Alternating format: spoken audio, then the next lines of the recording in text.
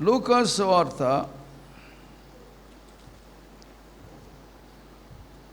7వ అధ్యాయం. లూకా సువార్త 7వ అధ్యాయము 36వ వచనం నుండి చదువుకుందాం. చూడండి.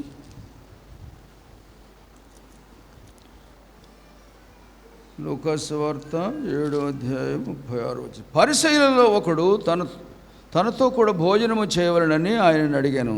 ఆయన ఆ పరిసయ్యుని ఇంటికి వెళ్ళి భోజన పంక్తిని కూర్చుండగా ఆ ఊరిలో ఉన్న పాపాత్మురాలైన ఒక స్త్రీ యేసు పరిసయ్యుని ఇంట భోజనమునకు కూర్చున్నాడని తెలుసుకొని ఒక బొడ్డిలో అత్తరు తీసుకొని వచ్చి వెనుక తట్టు ఆయన పాదముల యొద్ద నిలవబడి ఏడ్చుచు కన్నీళ్లతో ఆయన పాదములను తడిపి తన తల వెంట్రుకలతో తుడిచి ఆయన పాదములను ముద్దు పెట్టుకొని ఆ అత్తరు వాటికి పూసాను.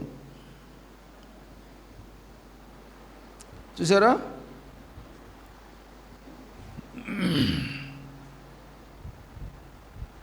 పరిశుద్ధుడు అయిన తండ్రి, మా హృదయమును తెరువు నాయన.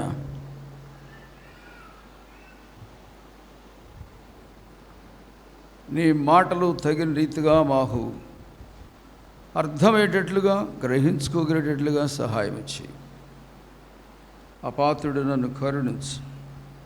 యేసు నామమున అడుగుచున్నాను తండ్రి, ఆమేన్. మాటలు వినపడుతున్నాయా? క్లియర్గా మాట చెప్పేది అర్థమవుతుందా? మాటలు చక్కగా వినబడేటట్టుగా చూడండి. ఇక్కడ ఒక స్త్రీ యేసు ప్రభు దగ్గరికి వచ్చింది.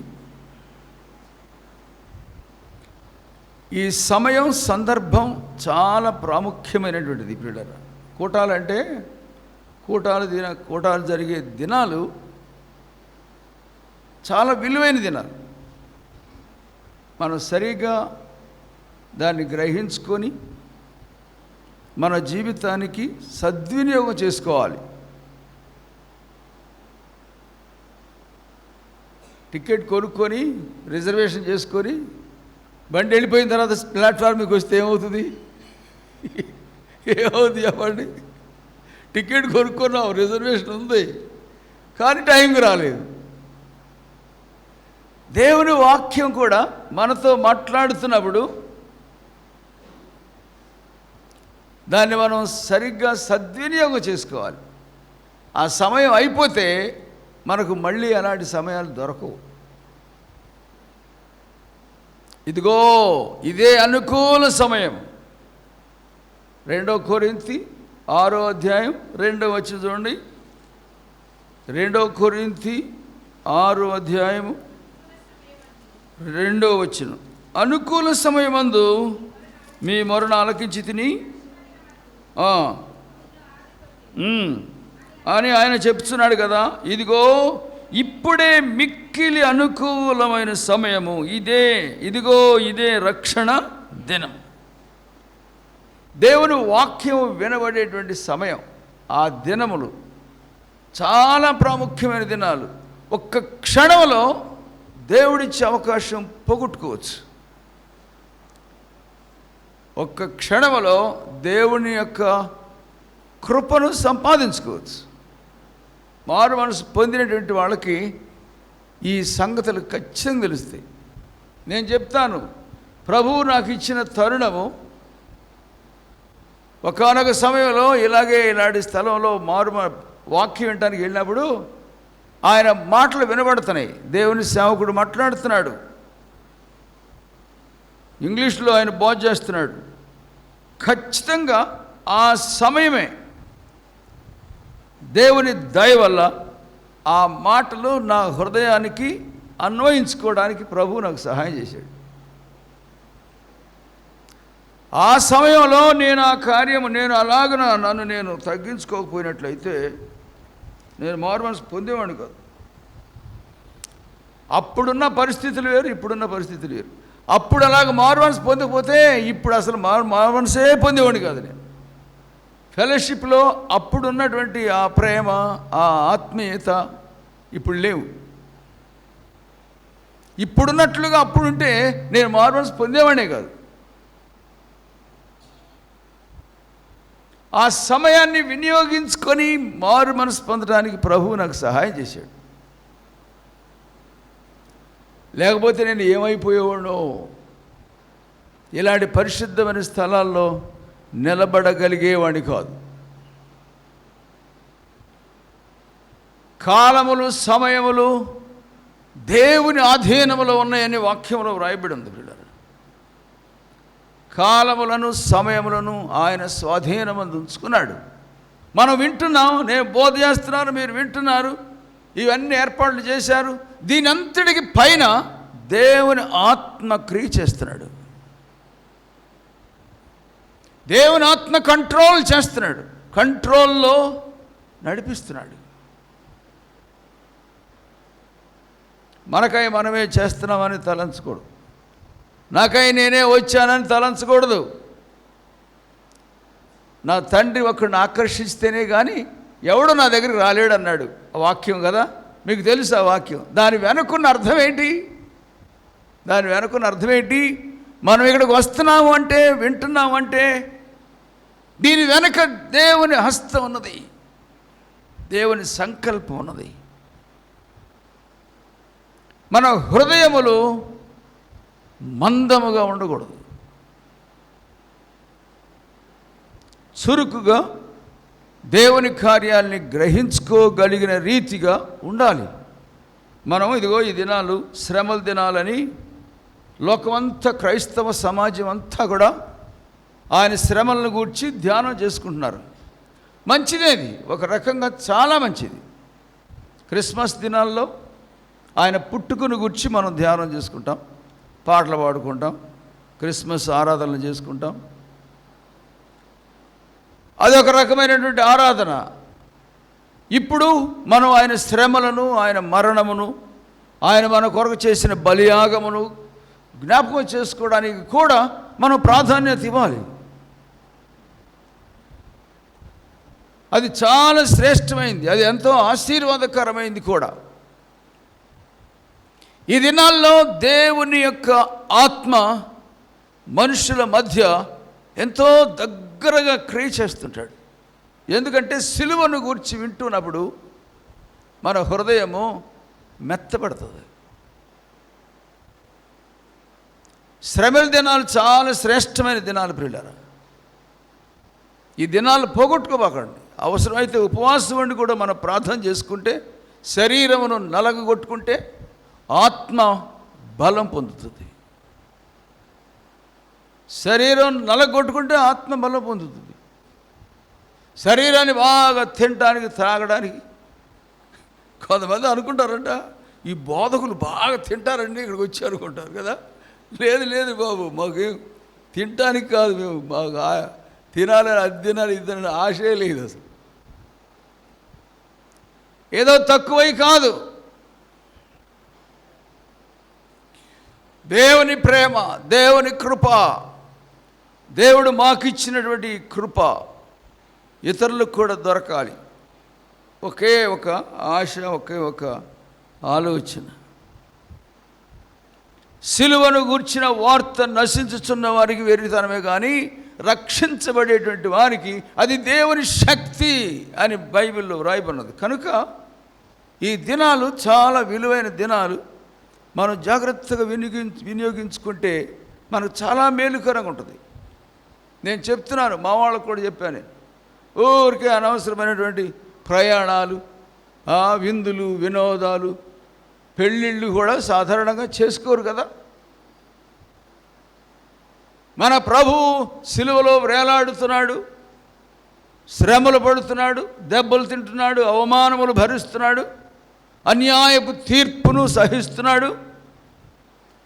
మన ప్రభువును ధ్యానం చేసుకునే మనము, మన ప్రభువేమో అలాంటి స్థితిలో ఉంటే మనము సుఖాలు, సౌఖ్యాలు, సంతోషాలు, పిక్నిక్లు ఇవన్నీ చేసుకుంటామా?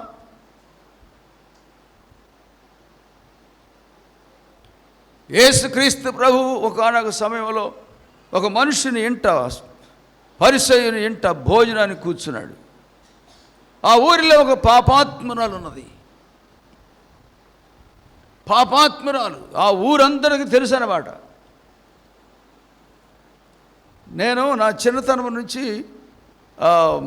కొంచెం ఇలాంటి వాళ్ళని చూస్తూ ఉండేవాడిని. ఒక అమ్మాయి ఉండేది, బహు దుష్టురాలు, ఎప్పుడు పోట్లాడుతూ ఉండేది, అందరితో పోట్లాడుతుండేది, బహు చెడ్డగా తిరిగేది. ఆ అమ్మాయి అంటే నాకు ఎంత కోపమో అసలు. చిన్నప్పటి నుంచి కూడా చాలా కోపపడేది. ఆ అమ్మాయితో మాట్లాడేవాడిని కూడా కాదు.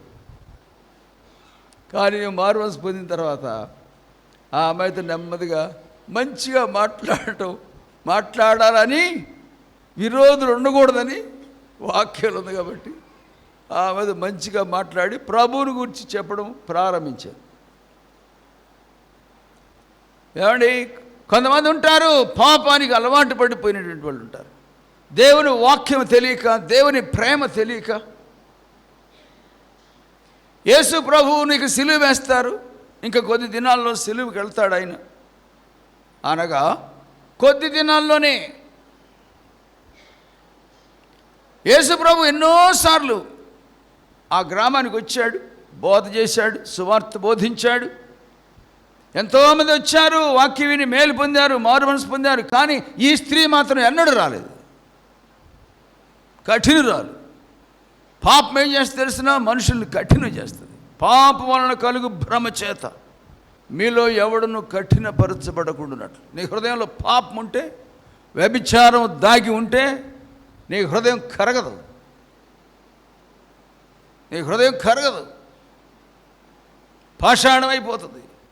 వాళ్ళు అట్టాగా చెప్తారులే, ఏంటి వాళ్ళు చెప్పేది నాకు తెలీదా? వ్యభిచారం పాపం అనేది తెలీదా? దొంగతనం పాపం అని నాకు తెలీదా? ఇంకా అక్కడికి వచ్చి నీదేంటి కాఠిన్యత? ఇదిగో ఈ స్త్రీ కూడా ఎన్నోసార్లు ప్రభువు అక్కడికి వచ్చి సువార్త బోధించాడు ఆ గ్రామంలో, కానీ ఎన్నడూ వాడు తిరిగి చూడలేదు, వెళ్ళాలనే మనసు కూడా రాలేదు. ఓ ప్రియులారా, దేవుడు నాడు, దేవుడు ప్రేమ స్వరూపి. ఆ ప్యాషన్ వీక్లోని, ఆ వారంలోని, ప్రభువును సిలువ వేసినటువంటి వారం, హోలీ వీక్, ఆ వారంలో ఆదివారం, సోమవారం, మంగళవారం, బుధవారం, గురువారం, శుక్రవారం ప్రభువును సిలువ వేసిన దినం అని మనకు తెలుసు. ఈ వారాలన్నింటిలో ఒక్కొక్క రోజు ఏం జరిగిందో కూడా బైబిల్లో మనం చూడవచ్చు. ఒక్కొక్క రోజు ప్రాముఖ్యమైన దినం. మనుషులకి ఎవరికి తెలియదు, శిష్యులకు కూడా తెలియదు, కానీ ప్రభువుకు తెలుసు. ప్రభువుకు తెలుసు. ఆయన ఇంకా పట్టుకోక ముందు గెత్సేమనే తోటలో ప్రార్థన చేసుకోవడానికి వెళ్ళాడు. ఆయనకి తెలుసు ఏ దినము ఏం జరుగుతుందో, ఆయనకి ఏం సంభవిస్తుందో ఆయనకి తెలుసు. ప్రార్థన చేసుకోవడానికి వెళ్ళాడు, ఎంతో వేదనతో ప్రార్థన చేశాడు. ఆయన గుండె రక్తనాళాలు పగిలిపోయే అంత వేదనతో ఆయన ప్రార్థన చేశాడు గెత్సేమనే తోటలో. ప్రార్థన ముగించుకొని తోటలో నుంచి బయటికి రాగానే ఆయన్ని పట్టుకోవడానికి వచ్చేసారు. ఇవన్నీ కూడా ప్రభువుకు ముందే తెలుసు ప్రియులారా. ఇదిగో ఆ సమయంలోనే ఇక ఆయన్ని పట్టుకుంటారు. ఆయన గెత్సేమనే తోటలో ప్రార్థనకు వెళ్తాడు. దానికి ముందు దినాల్లో ఇదిగో ఈ స్త్రీ, అంతకుముందు ఎన్నడూ రానటువంటి స్త్రీ, ఈ సమయంలో ప్రభువు ఆ ఇంట్లో భోజనానికి కూర్చున్నాడని విని, ఎవరు చెప్పకుండానే, ఎవరు పిలవకుండానే తనకు తానుగా తన పాపముల విషయమై విసిగెత్తిపోయిందేమో. అయ్యో, నేను ఈ తరుణం పోగొట్టుకుంటే మళ్ళీ నాకు ఈ తరుణం దొరకదు అని ఆత్మ ప్రేరేపించిందేమో. అవును, దేవుని ఆత్మ మనల్ని ప్రేరేపిస్తాడు కొన్నిసార్లు. దేవుని ఆత్మ మాట్లాడతాడు తెలుసా. మనం వింటుంటాం కదా చాలాసార్లు. మీ అందరికి తెలుసు, జాన్స్టన్ గారి తల్లి ప్రార్థన చేసేది. బాగా ప్రార్థన చేస్తూ ఉంటే ప్రభు అన్నాడట, నీ ప్రార్థన మానేసి ఆ గోడ పక్కన ఏం జరుగుతుందో చూడన్నాడు. గోడ పక్కన చూస్తే జాన్సన్ గారు తమ్ముడు ఒకడు బీడి తాగుతున్నాడట. ప్రార్థన చేస్తుంది అమ్మ, ఇప్పుడెప్పుడు లెగదు కదా, ఇదే ఛాన్స్ అనుకున్నాడు. మంచి దమ్ములు ఆగుతున్నాడట. వెనకాలకి వెళ్ళి కాలర పట్టుకుందట. ఆడికి బిత్తరపోయి, అమ్మ నీకెట్లా తెలిసింది నేను ఇక్కడ. ఎవరు చెప్పారు? దేవుడు చెప్తాడు. కొన్నిసార్లు మనకు వచ్చే తలంపులు, ఆలోచనలు, ఆత్మ సంబంధమైనటువంటి ఆలోచనలు ప్రియులారా దేవుని ద్వారా సంభవిస్తాయి, దేవుని ద్వారా జరుగుతాయి. దేవుని ఆత్మ సంబంధమైనటువంటి ఆలోచనలు, తలంపులు వచ్చినప్పుడు మనం చాలా భయపడాలి, వాటికి లోబడాలి. ఇదిగో ఈ స్త్రీకి కూడా అలాగే దేవుని ఆత్మ ఆమెను ప్రేరేపించి ఉంటుంది. ఇదే చివరిసారి, నువ్వు మళ్ళీ ఈ తరుణం పోగొట్టుకున్నావంటే మళ్ళీ దొరకదు. వెళ్ళు వెళ్ళు, యేసుప్రభు వచ్చాడు, పాపములు క్షమించే అధికారం కలిగినటువంటి రక్షకుడు వచ్చాడు.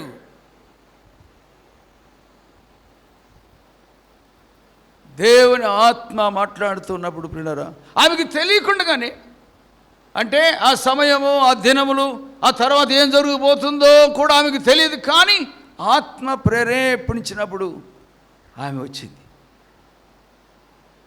తన పాపమును గురించి ఎంతో భయపడుతుంది. అయ్యో, నేను చచ్చిపోతే నరకానికి పోతాను, నన్ను విడిపించేవాళ్ళు ఎవరు లేరు, నన్ను క్షమించేవాళ్ళు ఎవరు లేరు. యేసు ప్రభు దగ్గరికి వెళ్తాను, పశ్చాత్తాపడతాను, నా పాపాలు ఒప్పుకుంటాను. చూసారా, దేవుడిచ్చిన తరుణం ప్రియులారా. ఎన్నోసార్లు తరుణాలు పోగొట్టుకున్నది, కానీ ఈ తరుణం పోయిందంటే ఇక మళ్ళీ ఆమెకు దొరికేది కాదు. ఎంతో భయపడుతుంది. అయ్యో, నేను దుర్మార్గురాలను కదా. పాపంలో బ్రతికేటువంటి వాళ్ళకి వ్యభిచార స్త్రీ ధైర్యం వంటి ధైర్యము కలదు అని వాక్యం ఉన్నది. అంటే ఏంటి? వ్యభిచారంలో బ్రతికేటువంటి స్త్రీలకి, పురుషులకి గ్రుడ్డి ధైర్యం ఉంటుంది, మొండి ధైర్యం ఉంటుంది, తెగించిన ధైర్యం ఉంటుంది. ఏదైతే అది అవుతావులే. నేను చిన్నప్పటి నుంచి అనుకునేవాడిని, వేషలు ఎట్టుంటారో అనుకునేవాడిని, వేషలు ఎట్టుంటారో అనుకునేవాడు. కానీ తర్వాత వేషలను చూసా నేను, మామూలు స్త్రీల్లాగానే ఉన్నారు, మర్యాదగానే బట్టలు కట్టుకుంటున్నారు. ఒక అమ్మాయిని నేను చూశాను, వేశ్య, అంత దూరంలో ఉంది. నేను నా సంగతి తెలుసు, ఆ అమ్మాయికి నేను చెప్పే బోధలు తెలుసు, నేను ఎలాంటి తెలుసు. అక్కడెక్కడో ఉండి మాట్లాడుతుంది ఎవరితోనో. ఏం మాట్లాడుతుంది? బ్రతికినంతకాలం ఇట్టగే బ్రతుకుతా, సిగరెట్ తాగుతుంది. వ్యభిచార స్త్రీ ధైర్యం అంటే ధైర్యం. ఏదైనా రోగం వస్తే, ఏదైనా విషయం ఎక్కి చచ్చిపోతా. చచ్చిపోయిన తర్వాత ఎక్కడికి వెళ్తావు? చచ్చిపోయిన తర్వాత ఎక్కడికి వెళ్తావు? ఆ గ్రహింపు లేదు. ఈ స్త్రీకి ఏదో కాస్తో కూస్తో అలాంటి గ్రహింపు ఉన్నది. అయ్యో, ఇంతకాలం పాపంలో బ్రతికాను, నేను చచ్చిపోతే నేను నరకానికి వెళ్ళిపోతాను, నాకు వేరే గత్యంతరం లేదు. ఆమె హృదయంలో గ్రహింపు అవుతుంది. యేసుక్రీస్తు ప్రభు ఇదిగో ఈ గ్రామానికి వచ్చాడు, ఫలానా వాళ్ళ ఇంట్లో ఉన్నాడు. పాపాత్మురాలు ఆ పరిసయ్యుడు, ఆయన భోజనానికి పిలిచినటువంటి పరిసయ్యుడు ఇలాంటి స్త్రీలను, ఇలాంటి మనుషులను అసహించుకునేవాడు.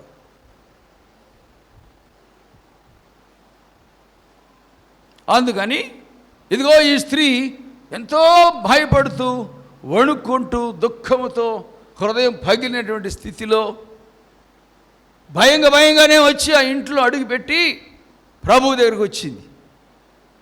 దుఃఖపడుతుంది, నోరు తెరవలేదు.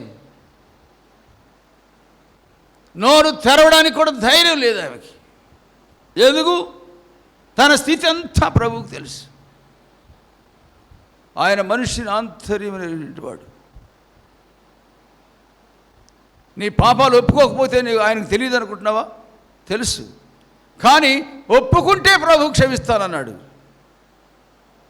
మన పాపములను మనం ఒప్పుకొనిన ఎడల ఆయన నమ్మదగినవాడు, నీతిమంతుడు కనుక మన పాపమును క్షమించి సమస్త దుర్నీతి నుండి పవిత్రులుగా చేస్తాడు. ఒప్పుకోవడం మన వంతు. ఆ స్త్రీకి ఒప్పుకునే ధైర్యం కూడా లేదు. తన పాపము తనని బాధిస్తుంది, వేధిస్తుంది. పాపంలో బ్రతికి విసిగిపోయింది. పాపంలో బ్రతికిన వాళ్ళు ఎవరు ఆదరిస్తారండి? ఎవడో దుష్టుడు అనేటువంటి వాడు, నీలాంటి దుష్టుడు వస్తాడు, వాడు ఆశలు తీర్చుకుంటాడు, మళ్ళీ నీ మోహం చూడకుండా వెళ్ళిపోతాడు. అంతేగాని నీకు ఏదైనా కష్టం వస్తే, నష్టం వస్తే, ఏదైనా ఇబ్బంది వస్తే అమ్మ బాగున్నావని అడుగుతాడా? ఎవడు అడగడు. నిన్ను అసహించుకుంటారా కానీ ఎవరు ప్రేమించలేరు. వెళ్ళరా, ఈ స్త్రీకి దేవుని ఆత్మ హృదయంలో క్రియ చేస్తున్నాడు. ఇదే చివరిసారి, ఇదే చివరి తరుణము. వెళ్ళు వెళ్ళు వెళ్ళు. దేవుని ఆత్మ ఎప్పుడన్నా నిన్నలాగా ప్రేరేపించిందా? నేను మారు మనసు పొందకముందు అసలు మారు మనసు అనే మాటే తెలియదు నాకు. ఓ పల్లెటూరులో వచ్చినవాడు నేను. కానీ సిఎస్ఐ క్రైస్తవుడిని, నాకు బైబిల్ తెలుసు, పాటలు పాడతాను, గుడి అంతా చక్కగా సేవకుడు రాకముందు, అయ్యగారు రాకముందు అన్ని సిద్ధం చేసేవాడిని. అన్నీ బాగానే ఉండే, కానీ మారు మనసు అంటే నాకు తెలియదు. ఒక సమయంలో నేను అక్కడక్కడ ఫెలోషిప్లో కూడా జరుగుతుంటే ఒక ఆయన వచ్చి నన్ను పిలిచాడు. అయ్యా వచ్చి వాక్యం విను, వాక్యం విను. నేను వెళ్ళలేదు, వస్తానని చెప్పి వెళ్ళలేదు, మనసు కూడా లేదు. రెండో రోజు మళ్ళీ వచ్చాడు. దేవుని కృప, దేవుని ఉద్దేశములు, దేవుని సంకల్పములు నీ పట్ల అలాగ ఉన్నప్పుడు నువ్వు తప్పించుకోలేవు.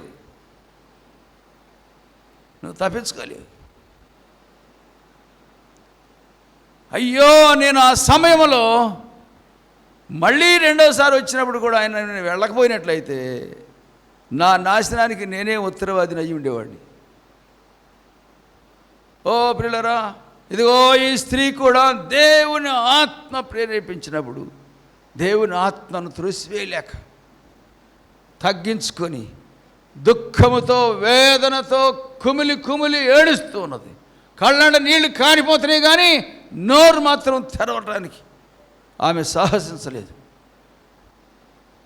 వెనక నుండి వచ్చి ప్రభు వెనకాల నిలబడితే ఆమె కన్నీళ్లు ఆయన పాదాల మీద పడుతూ ఉన్నాయి.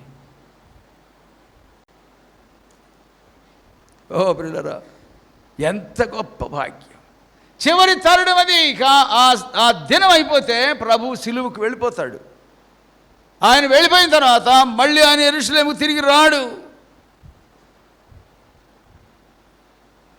ఆయన సిలువ వేస్తారు, చనిపోతాడు ఆయన. ఇలాంటి తరుణం మళ్ళా దొరకదు.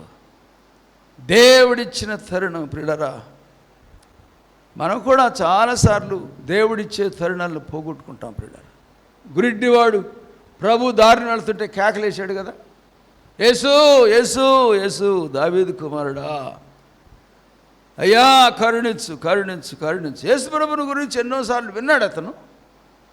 గురిటి వాళ్ళకు కళ్ళు ఇస్తున్నాడు, కుంటి వాళ్ళకు కాళ్ళు ఇస్తున్నాడు, కుష్ఠరోగులను బాగు చేస్తున్నాడు. యేసు ప్రభు అంట ఎవరో చెబుతుంటే విన్నాడు. కానీ ఆ మహానుభావుడి దగ్గరికి నేను వెళ్ళటం ఎలాగ సాధ్యం అవుతుంది?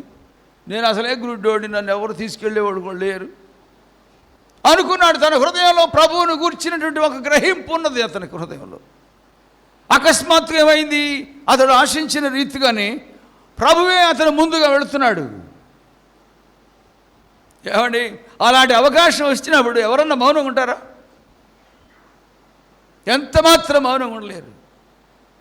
చాలామంది ప్రభువుతో కూడా కలిసి మనుషులు వెళ్తుంటే గుంపు గుంపుగా వెళ్తూ ఉంటే శబ్దం గ్రహించాడు గురుడివాడు.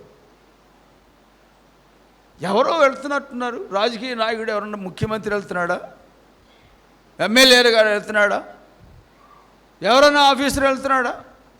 చాలామంది వెళ్తున్నట్టున్నారు. ఏంటి సంగతి అని ఎంక్వైరీ చేశాడు అతడు.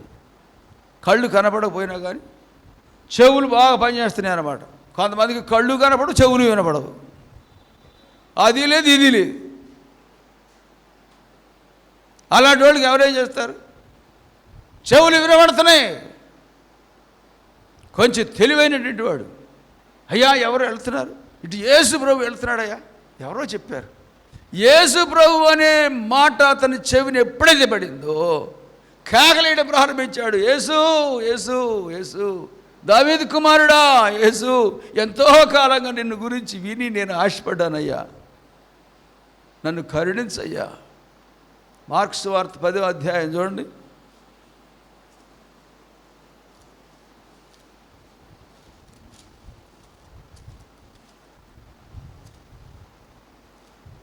నలభై 46వ వచనం.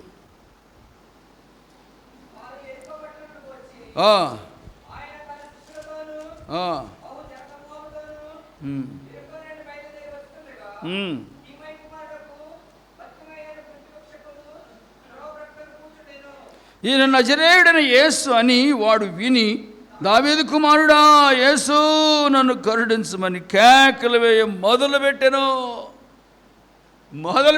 కేకలు వేయటం అంటే మొదలే.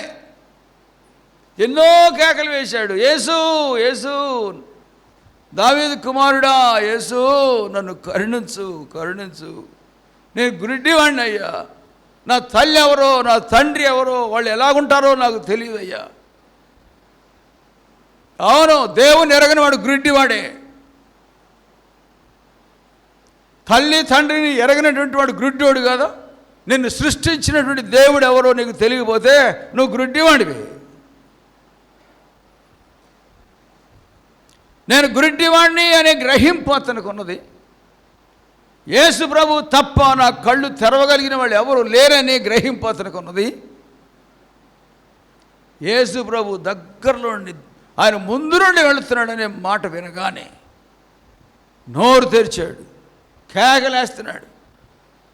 కొంతమంది దేవుని వాక్యం విన్న తర్వాత లోపల ఆశ కలిగినా కానీ వీళ్ళు ఏమైనా అనుకుంటారేమో అని నోరు తెరవరు.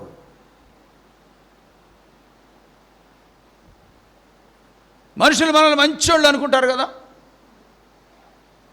బైబిల్ పట్టుకొని చక్కగా ప్రార్థనకి వెళ్తుంటాం, ప్రార్థన చేస్తుంటాం, దీర్ఘమైన ప్రార్థనలు చేస్తాం. మనుషులు ఎంతో భక్తి గల వాళ్ళు మనల్ని అని అనుకుంటారు. కానీ నీ అంతరంగంలో నీవు దుష్టుడు అనే సంగతి వాళ్ళకి తెలియదు. చాలామంది ఏమనుకుంటారంటే, అయ్యో నా పాపాలు ఒప్పుకుంటే మనుషుల్లో నాకున్నటువంటి ఆ మంచి ఆ పేరు పోతుంది కదా. ఓహో ప్రియులారా, నీ పాపాలు ఒప్పుకున్నప్పుడు మనుషులు నిన్ను గురించి చెడుగా తలస్తే తలంచవచ్చును, కానీ నువ్వు మారు మనసు పొందిన తర్వాత అంతకంటే రెట్టింపు మర్యాద, రెట్టింపు గౌరవం, రెట్టింపు ఆశీర్వాదం నీకు వస్తుంది. నీ పాపాలన్నీ ప్రభు క్షమించేసిన తర్వాత అంతకు ముందు కంటే రెట్టింపు మర్యాద నీకు వస్తుంది. తెలుసా నీకు? మనుషులు నిన్ను గౌరవిస్తారు, నిన్ను ప్రేమిస్తారు, నిన్ను నమ్ముతారు. నోరు తెరవకుండా సంవత్సరాలు కొంతమంది కూటాలు వస్తే వెళ్ళిపోతాయి, మారు మనసు పొందకుండా అలాగే ఉండిపోతారు. యేసు ప్రభు దాటిపోతున్నాడనే మాట వినగానే కేకలు వేయడం మొదలెట్టాడు. పిల్లరా, ఎప్పుడన్నా దేవుని ఆత్మ నిన్ను పాపములు ఒప్పుకొని పశ్చాత్తాపడమని ప్రేరేపిస్తే నువ్వు నోరు తెరవకుండా మౌనంగా ఉండిపోయావా? ఇదిగో ఈ మనుషుడి కనుక అలాగే మౌనంగా ఉన్నట్లయితే ఆయన గురించి బైబిల్లో రాసే ఉండేది కాదు, మనం చదువుకోగలిగే వాళ్ళం కూడా కాదు. దేవుని ఆత్మ ప్రేరేపించి పిల్లరా ఈ మనుషుణ్ణి అలాగున బైబిల్లో సార్థకమైపోయింది అతని పేరు, అతని గూర్చిన వృత్తాంతం. ఈ దినాల్లో కూడా దేవుని వాక్యం వింటుండగా నీ ఎడల, నీ కుటుంబం ఎడల, నీ బిడ్డల ఎడల దేవుడు ఒక ప్రత్యేకమైన ఉద్దేశంతో ఈ దినాల్లో వాక్యము వినబడేలాగా చేస్తున్నాడు. అతను కేకలు వేశాడు. చుట్టూ ఉన్నవాళ్ళు అతన్ని వెనక్కి లాగడానికి చూశారు కూడా. అవును, కొంతమంది వెనక్కి లాగుతారు. నువ్వు ప్రార్థన చేసుకునేటప్పుడు, పాపాలు ఒప్పుకునేటప్పుడు, నీ జీవితాన్ని మార్చుకోవాలని ఆశించినప్పుడు, ఒరే అది మనకు సాధ్యం కాదు లేరా, నువ్వు ఉండలేవు లేరా, వెనక్కి లాగుతారు. అయినా సరే అతడు నోరు తెరిచి ఇంకా ఎక్కువగా కేకలు వేశాడు. దాటిపోయాడు లేరా బాబు అంటే దాటిపోతే ఇంకా గట్టిగా వాయిస్ పెంచాడు. ప్రభు అక్కడ నిలబడిపోయాడు. అతడు అలాగ నోరు తెరవకపోతే ప్రభు నిలబడేవాడు కాదు, దాటిపోయేవాడే. ఇదే అనుకూల సమయం, ప్రభుని ముందు నుండి వెళుతున్న సమయం, ఇది నీకు దగ్గరగా ఉన్నటువంటి సమయం అది. ఓ ప్రియులారా, గ్రహిస్తున్నారా? టైం అయిపోతుంది, ముగించేయాలి. లూకా 23వ అధ్యాయం చూడండి.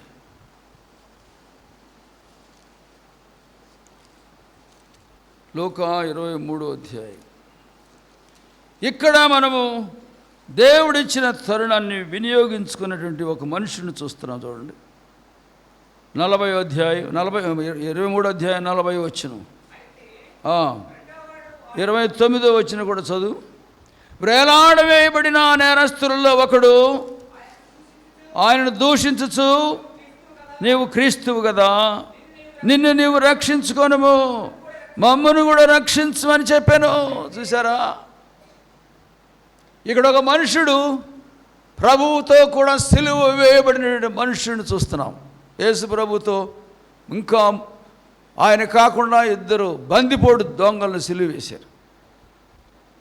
ఆ సిలువ మరణము, సిలువ శిక్ష అనేది భయంకరమైనటువంటి బందిపోటు దొంగలకే వేసేటువంటి శిక్ష అది. ఆ ఇద్దరు బందిపోటు దొంగలే. వాళ్ళ బ్రతుకాలం అంతా కూడా భయంకరంగా దుష్టత్వంలో బ్రతికినటువంటి వాడు.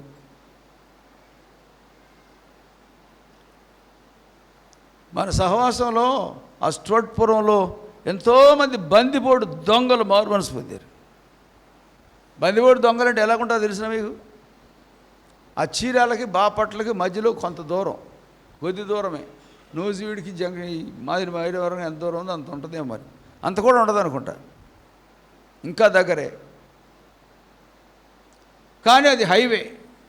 ఆ హైవేలో నిలబడి, అప్పుడు ఈ ఫెసిలిటీస్లు అన్నీ లేవు కదా, ఈ ప్రయాణ సౌకర్యాలు, బస్సులు, బళ్ళు ఇవన్నీ లేవు కదా. ఎడ్డబండి మీద వెళ్ళేటువంటి స్త్రీలను పట్టుకొని వాళ్ళ నగలు దోచుకొని వాళ్ళని పాడు చేసి చంపేసేవాళ్ళట. అలాంటి మనుషులు, అలాంటి వాళ్ళు బందిపోడు దొంగలు అంటే వాడు. వాళ్ళలో దొంగరామయ్య ఒక ఆయన ఉన్నాడు. దేవుని దయ వల్ల ఆ దొంగరామయ్యకి కడుపులో నొప్పి వచ్చిందట. కడుపులో నొప్పి వస్తే ఎక్కడ ఎన్ని మందులు వేసుకున్నా పోలా. ఎలాంటి దొంగలంటే దొంగిలించినటువంటి బంగారం చవకగా అమ్మేసేవాళ్ళంట. ఆ చవకగా అమ్మేదాన్ని కొనుక్కోవడానికి మళ్ళీ కొంతమంది దొంగలు ఉండేవాళ్ళు, ఈ వ్యాపారస్తులు, దొంగల ముఠా అన్నమాట. ఒకరోజు ఇంత మూట తీసుకొచ్చి, బంగారం మూట తీసుకొచ్చి, ఇదిగో ఇంత బంగారం ఉందని ఆడ కబురు పెడితే ఒక వ్యాపారస్తుడు వచ్చి ఎంతకి ఇస్తా ఉన్నాడు. చాలా తక్కువ, డెడ్ చీప్, నీకు ఎక్కడ దొరకదు ఇంత మంచి బేరం. ఓహో, ఇంత తక్కువ వస్తుందా ఇంత బంగారం? మళ్ళీ వెనక ముందు చూడకుండా ఆడు అడిగినంత ఇచ్చేసి తీసుకెళ్ళిపోయాడు. తీసుకెళ్ళిపోయి ఇంత బంగారం వచ్చింది, ఎంత డబ్బు వస్తుందో అనుకున్నాడు పాపం. తీరా ఇంట్లోకి తీసుకెళ్ళి ఎవ్వరు రా కనపడకుండా తలుపులు వేసేసుకొని మూట తీసి చూస్తే అన్ని చెల్లపెంకులు ఉన్నాయంట దాడు. ఏమండి, అలాంటి దొంగలు ఇప్పుడు ఎవరికి చెప్పుకుంటాడు? ఎవరికైనా చెప్పుకుంటాడా? చెప్పుకుంటే మళ్ళీ తీసుకెళ్ళి జైలు వేస్తారు, నోరు మూసుకొని. అలాంటి బందిపోటు దొంగలను దేవుడు మార్చేశాడండి. దొంగ రామయ్యని యేసుదాసుగా చేశాడు ప్రభు. కడుపులో నొప్పి వచ్చింది, ఎందుకు వచ్చింది తెలిసిన? దొంగ రామయ్య యేసుదాసు అవడానికి. కడుపు నొప్పి వస్తే ఎక్కడికి వెళ్ళినా ఏమి నయం కాకపోతే యేసు ప్రభు కూడా జరుగుతుంటే అక్కడికి వచ్చి కూటంలో కూర్చొని వాక్యం విన్నాడట. వాక్యం అయిపోయిన తర్వాత ప్రార్థన చేసుకోవడానికి అయ్యగారి దగ్గరికి వెళ్ళి ప్రార్థన చేసుకున్నాడు. కడుపులో పోయింది. ఆ తర్వాత మారు మనసు పొందాడు.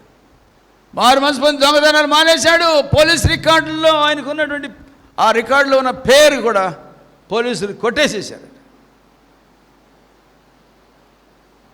బందిపోడు దొంగలను కూడా దేవుడు క్షమిస్తాడు. నరహంతకుల్ని దేవుడు క్షమిస్తాడు. వ్యభిచారుల్ని దేవుడు క్షమిస్తాడు.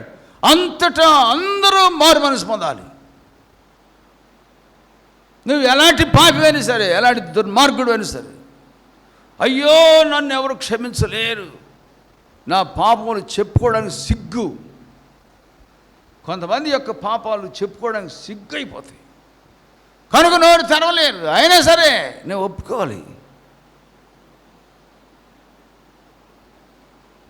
ఓ ప్రియులారా, ఇదిగో ఈ యేసు ప్రభువుతో కూడా ఇద్దరు బందిపోడు దొంగలను సిలువేశారు. ప్రభువుని సిలువేస్తున్నప్పుడు వాళ్ళని సిలువేసేటప్పుడు ఏమైందంట తెలుసా మీకు? వాళ్ళు అసలే బందిపోడు దొంగలు కదా. వాళ్ళని సిలువేయడానికి వాళ్ళని తీసుకుపోతున్నప్పుడు ఆ సైనికుల్ని వీళ్ళు కరవటం, రక్కటం, వాళ్ళని ఎదిరించటం, భయంకరంగా వాళ్ళతో పోరాడి వాళ్ళని ఎదిరించారట సైనికుల్ని. సైనికులు బాగా గట్టిగా పట్టుకొని తీసుకెళ్ళి సిలువేసేశారు. కానీ యేసు ప్రభువుని సిలువేసేటప్పుడు ఆ ప్రభు నోరు తెరవలేదు.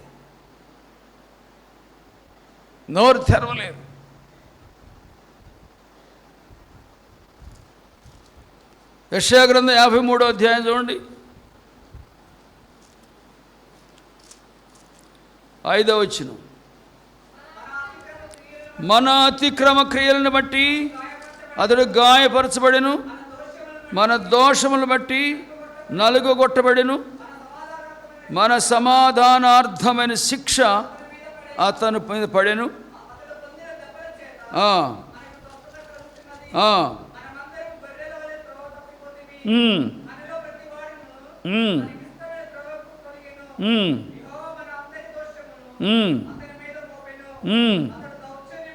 దౌర్జన్యమునందెను, బాధింపబడినను నోరు తెరవలేదు.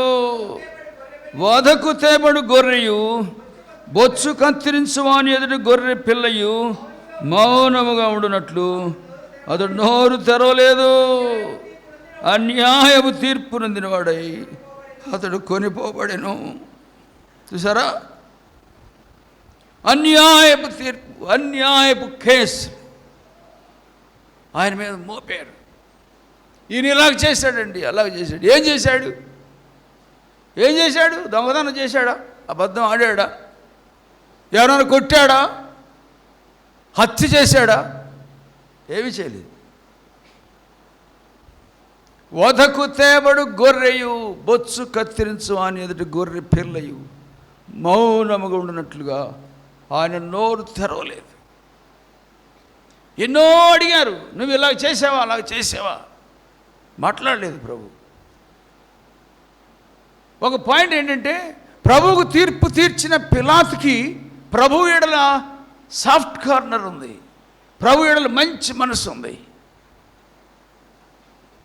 ఎందుకంటే పిలాతు భార్య ప్రభువును ఎడల విశ్వాసం కలిగినటువంటిది.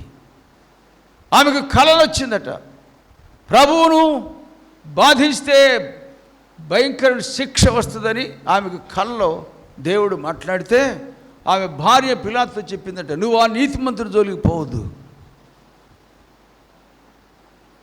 పిలాతుకు ప్రభు ఎడల మంచి మనస్సు ఉన్నది, ఆయన తప్పించాలనే మనస్సు ఉన్నది. ఎన్నో ప్రశ్నలు అడిగాడు పిలాతు, ప్రభు దేనికి మాట్లాడి. సాధారణంగా మన ట్రెండ్ ఎలాగుంటుంది, మనకేదైనా కష్టం వచ్చినప్పుడు, మనకేదైనా ఇబ్బంది వచ్చినప్పుడు మన పక్షంగా ఎవరన్నా మాట్లాడేవాళ్ళు ఉంటే వాళ్ళని మన భుజాన్ని వేసుకుంటాం కదా, వాళ్ళు ఏం చెప్తే చేస్తాం. ఇప్పుడు పిలాతు ప్రభువుని అడుగుతున్నాడు, మంచి మనసుతో అడుగుతున్నాడు, నువ్వు ఇలా చేసావా, అలా చేసావా? లేదండి నేను అలా చేయలేదండి, వీళ్ళు అనవసరంగా నా మీద ఇలాగ చెప్తున్నారు అలా చెప్తున్నారు అని ప్రభువు ఆ పిలాతులో ఉన్న మంచితనాన్ని సద్వినియోగం చేసుకోవడానికి ఇష్టపడలేదు. ఎందుకో తెలుసా మీకు? కొంచెం మీరు గ్రహించండి, కొంచెం టైం అయింది కానీ గ్రహించుకోండి. నిర్దోషమైన నిష్కళంకమైన గొర్రె పిల్ల వంటి రక్తమును చిందిస్తేనే మానవ పాపానికి పరిహారం. యేసు ప్రభు ఎందుకు వచ్చాడు? ఆ పని చేయడానికే వచ్చాడు. నిష్కళంకమైన గొర్రె పిల్ల వంటి రక్తమును చిందించడానికే వచ్చాడు. ఆయన కోపగిస్తే, హృదయంలో ఆయాసపడితే, సిలువకు వెళ్లకుండా తప్పించుకోవడానికి ప్రయత్నం చేస్తే ఆయన రక్తం పనికిరాదు. మానవ పాపానికి పరిహారం లేదు. అందరూ పాపం చేసినందువల్ల అందరూ నరక పాత్రులైపోవడమే. కానీ పరలోకము నుండి తండ్రి యొక్క అనుమతితో కుమారుడి లోకానికి ఎందుకు దిగి వచ్చాడంటే నిర్దోషమైన నిష్కళంకమైన రక్తమును చిందించడానికి వచ్చాడు. మన పాపం అంతటికి పరిహారము చెల్లించడానికి వచ్చాడు. ఇప్పుడు పిలాతు అడిగే ప్రశ్నలకి జవాబు చెప్పి తప్పించుకోవడానికి ప్రయత్నం చేస్తే అయ్యో మానవ పాపానికి పరిహారం ఎలా జరుగుతుంది? కనుక ఆయన నోరు తెరవలేదు. ఎన్నో ప్రశ్నలు అడిగాడు తప్పించడానికి, ఈయన్ని విడుదల చేయడానికి. విడుదల చేయాలనే ఉద్దేశంతో యేసు ప్రభుని ఎన్ని ప్రశ్నలు అడిగినా కానీ ప్రభు ఏ సమాధానం చెప్పలేదు. మాట్లాడవయ్యా, నువ్వు మాట్లాడలేదు. ఎందుకు మాట్లాడలేదు? అప్పగించుకోవడానికి వచ్చాడు. పిలాతు దగ్గర తీర్పు సమయములో మొదలుకొని ఆయన కపాలం అనే స్థలంలో సిలువ వేయబడే సమయం వచ్చే వరకు కూడా ఆయన నోరు తెరవలేదు. కొన్ని సందర్భాల్లో మాత్రం ఆయనకు తీర్పు అయిపోయిన తర్వాత సిలువను ఆయన భుజాల మీద పెట్టి కోడాలతో కొట్టుకుంటూ ఆయన తీసుకొని వెళుతున్నప్పుడు, యెరూషలేము వీధులు గుండా వెళుతున్నప్పుడు ఆ యెరూషలేము స్త్రీలు చూసి అయ్యో అయ్యో అయ్యో ఏడుస్తున్నారు. వాళ్ళ గుండెలు పగిలిపోయినాయి. మొయ్యలేని సిలువ, మొయ్యలేక మోస్తున్నాడు. క్రింద పడిపోయాడు. 14 సార్లు అలా ఆయన కింద పడిపోతే మళ్ళీ లేపి ఆ సిలువను ఆయన భుజం మీద పెట్టారట. మొయ్యలేని కొయ్య అది. ఆయన కింద పడిపోతే ఆయన మీద ఆ సిలువ పడితే ఎలాగుంటుంది?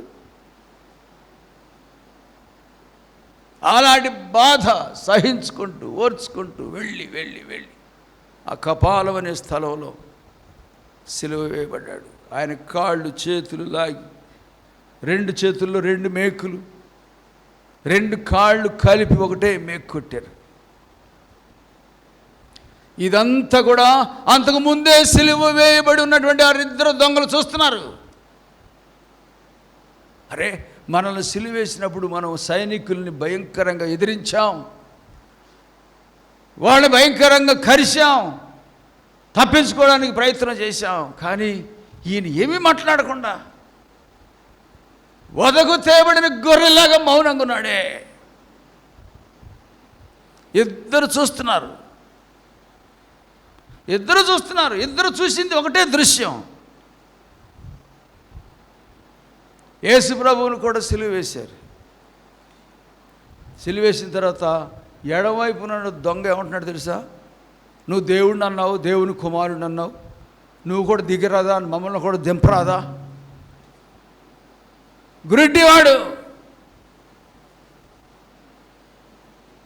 ఈ యుగ సంబంధమైన దేవత అవిశ్వాసులైన వారి మనోనేత్రములకు గ్రిడ్డితనము కలుగజేసినప్పుడు రక్షకుడు నీ ప్రక్కన ఉన్నా కానీ నీవు నోరు తెరవలేవయ్యా. నీ కళ్ళు మూసుకుపోయి, నీ నోరు మూసుకుపోయింది. అంత దగ్గరగా ప్రభు ఉంటే, రక్షకుడు అంత దగ్గరగా ఉంటే ఇంకా కఠినం చేసుకుంటారా?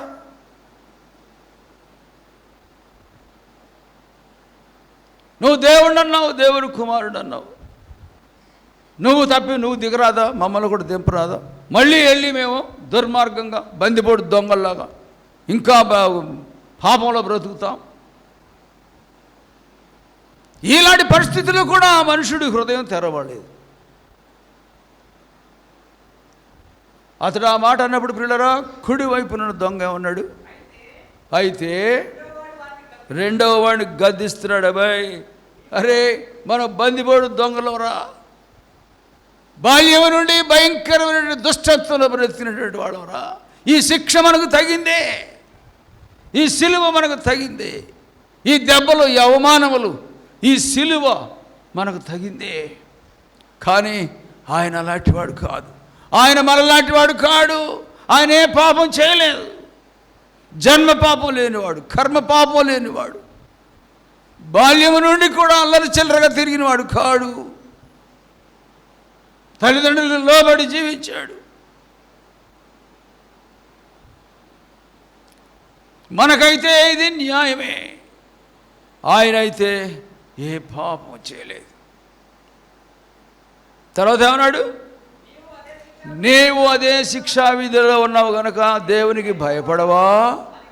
మనకైతే ఇది న్యాయమే, మనం చేసిన దానికే తగిన శిక్ష అనుభవిస్తున్నాం, కానీ ఈయన ఏ తప్పిదం చేయలేదు. ఎలాంటి గ్రహింపండి పిల్లరా, మీ ఇక్కడ ఉన్నటువంటి వాళ్ళకి ప్రభు ఎడల నీకు అలాంటి గ్రహింపు ఉందా? అలాంటి గ్రహింపు ఉంటే నువ్వు పాపం దాచుకోలేవు. ఆయన ఏ పాపం చేయలేదు, మన పాపముల కొరకే ఆయన శిక్ష భరిస్తున్నాడు. మన పాపం కొరకే ఆయన రక్తం అంతా ధారపోస్తున్నాడు.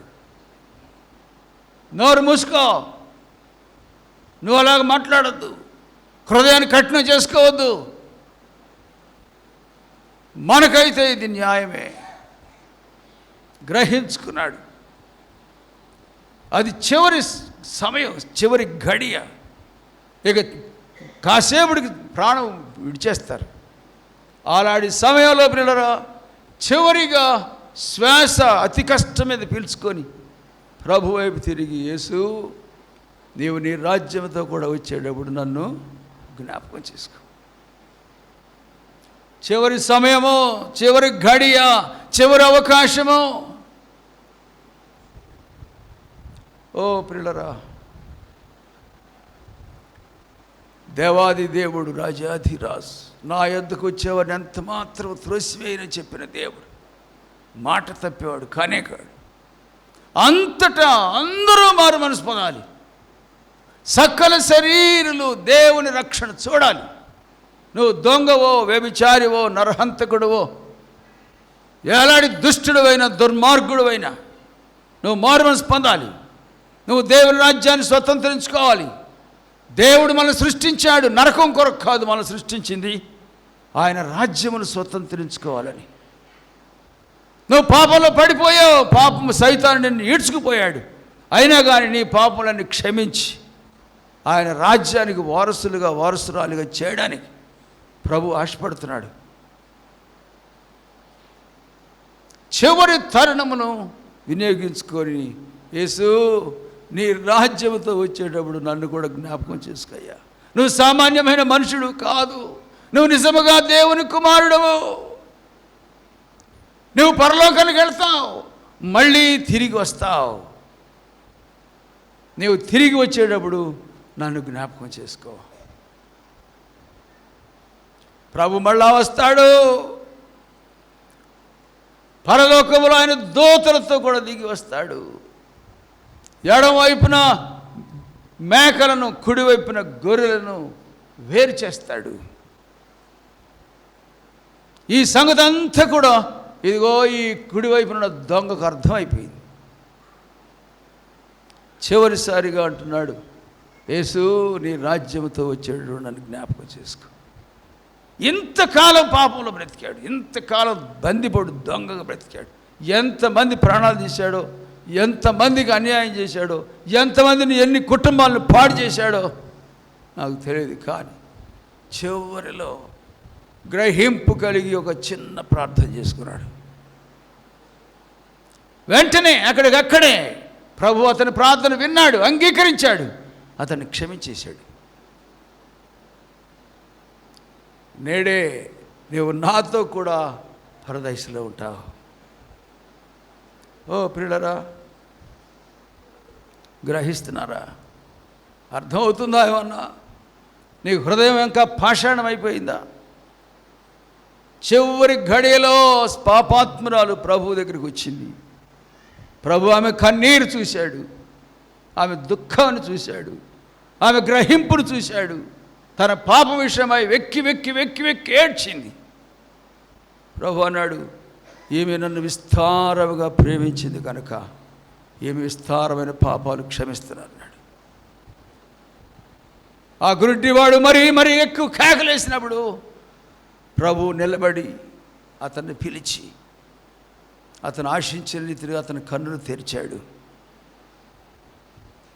ఈ చివరి ఘడియలో యేసు, నీ రాజ్యంతో వచ్చేటప్పుడు నన్ను జ్ఞాపకం చేసుకో అని చేసిన చిన్న ప్రార్థన, బందిపోడు దొంగ బ్రతికంతకాలం భ్రష్టత్వంలో బ్రతికినటువంటి వాడు చివరిలో చేసిన చిన్న ప్రార్థన దేవుడు త్రోసివేయకుండా అతని పాపములన్నీ క్షమించి ఆయన రాజ్యానికి వారసుడిగా చేశాడు.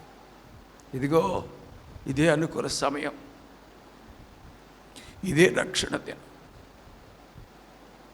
నోరు తెరుస్తారా? ప్రార్థన చేస్తారా? పశ్చాత్తాపడతారా? ఆయన క్షమించడానికి సిద్ధంగా ఉన్నాడు. ప్రార్థన చేసుకుందాం. ఒక్క నిమిషం ప్రార్థన చేయండి, ముగిచేస్తాను. నేను ఎక్కువసేపు ఉంచను. ఒక్క నిమిషం ప్రార్థన చెయ్యి. సహోదరుడు, సహోదరి, వింటున్నావు, చక్కగా తల ఊపుతున్నావు. నీకేమైనా అర్థమవుతుందా? గ్రహించుకుంటున్నావా? భయపడుతున్నావా? సిగ్గుపడుతున్నావా? ఎవరైనా ఏమైనా అనుకుంటారేమో అనుకుంటున్నావా? సహోదరుడా, లేదు లేదు, అదిగో ఒక్క క్షణంలో నరకపాత్రుడు అయిపోయేవాడు ఆ మనుషుడు. చివరిలో నోరు తెరిచాడు. యేసు, యేసు, నీ రాజ్యముతో కూడా వచ్చేటప్పుడు నన్ను జ్ఞాపకం చేసుకో. ఇంకా పాపం దాచుకుంటావా సహోదరుడా? ఇంకా తగ్గించుకోలేవా? నోరు తెరవలేవా? హృదయం పాషాణం అయిపోయిందా సహోదరుడా, సహోదరి? ఆ ఎడమవైపున దొంగ హృదయం పాషాణం అయిపోయింది. నరకములో అగ్ని గంధకములతో మండే గుండానికి త్రోసివేయబడ్డాడు. కానీ కుడివైపున దొంగ అయితే తగ్గించుకున్నాడు. నోరు తెరవండి పిల్లలు, ఒక్క నిమిషం నోరు తెరవండి, ముగిచేస్తారు. ఒక్క నిమిషం, చివరి సమయం ఇది. ఇదే అనుకూల సమయం, ఇదే రక్షణ దినం అంటున్నాడు ప్రభు. రేపు నీది కాదు. మనకు మళ్ళా ఇలాంటి తరుణం దొరుకుతుందో లేదో నాకు తెలియదు. ప్రభు నీతో మాట్లాడుతున్నాడు కదా. నీ హృదయం తెరవలేదా సహోదరుడా? అతిక్రమం దాచిపెట్టేవాడు వర్ధిల్లడు. అతిక్రమం దాచిపెట్టి నువ్వు ఏం మేలు పొందలేవయ్యా. బాల్యకాల పాపం, యవ్వనకాల పాపం, తల్లిదండ్రులకు తెలియకుండా చేసిన పాపం, భార్యకు తెలియకుండా చేసిన పాపం, భర్తకు తెలియకుండా చేసిన పాపం, ఇంతవరకు నీవు ఎలాగ బ్రతికావు? దేవుని బిడ్డల్లో ఉంటూనే పాపం దాచుకుంటున్నావా సహోదరుడా? అయ్యో అయ్యో అయ్యో, ఇదే అనుకూల సమయము. ఇలాంటి తరుణము నీకు దొరుకుతాయో లేదో నాకు తెలియదు. ఆ పాపాత్మురాలు ఎన్నోసార్లు విడిచిపెట్టేసింది ప్రభువుని. కానీ చివరిలో ప్రభువు ఆమెకు దొరికాడు. చివరిలో ప్రభు దగ్గర రాగలిగింది. ఆ టైంలో ఆమెకు రాకపోయినట్లయితే పాపంలోనే చచ్చిపోయి పాపంలోనే నరకానికి పోయి ఉండేది. ప్రార్థన చేసుకుందాం. ఒక్క నిమిషం అందరు నోరు తెరవండి. ప్రభువా, ప్రభువా, కరుణించు తండ్రి, కరుణించు తండ్రి, కరుణించు తండ్రి. నాయనా, నాయనా, నాయనా, ఓ దేవ, ఎంత మంచి దేవుడవు ప్రభువా. వదకు తేబడు గొర్రెయు బొచ్చు కత్తిరించు అనేది గొర్రె పిల్లయు మౌనముగా ఉన్నట్లుగా నువ్వు నోరు తెరవలేదు ప్రభువా.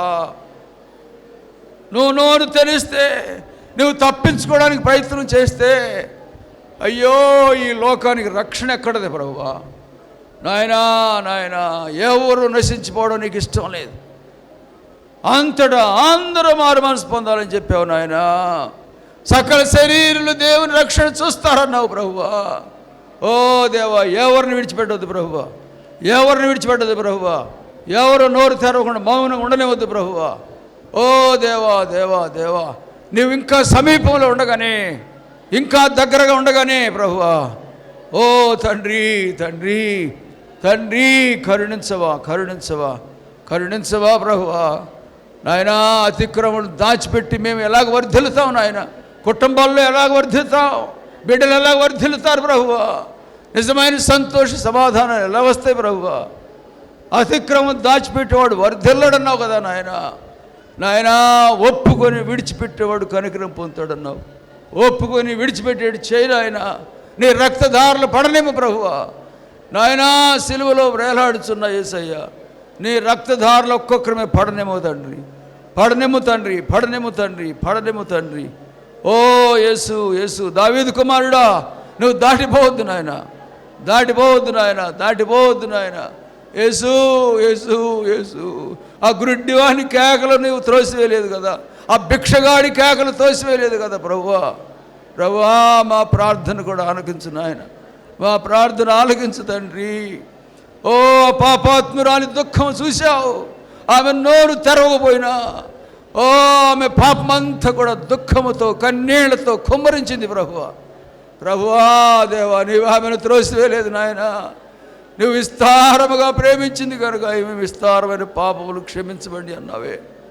ఇదిగో ఈ తల్లులను, తండ్రులను, ఈ యవనస్తులను, యవనరాండ్రులను కూడా దర్శించు, దర్శించు, దర్శించు, దర్శించు. ఓ దేవా, మమ్మల్ని దాటిపోవద్దు నాయన, మమ్మల్ని దాటిపోవద్దు నాయన, నాయన, నాయన. రేపు కాదు ప్రభువా, ఇదే అనుకూల సమయం, ఇదే రక్షణ దినము తండ్రి. ఓ దేవా, వీళ్ళ హృదయాలు తెరువు నాయన, తెరువు నాయన, తెరువు నాయన. నాయనా సహాయము చేయు, నాయనా సహాయము చేయు. అయ్యో ఎంత మంచి దేవుడవు నాయన, నీవు మా ముందు నువ్వు వెళుతున్నావా ప్రభువా. ఓ దేవా, దేవా నీ పాదాలు పట్టుకుంటున్నావు నాయన. యేసు, యేసు దావీదు కుమారుడా, మమ్మల్ని దాటిపోవద్దు నాయన, దాటిపోవద్దు నాయన. యవనస్తులను, యవనరాండ్రులను కూడా దర్శించు నాయన.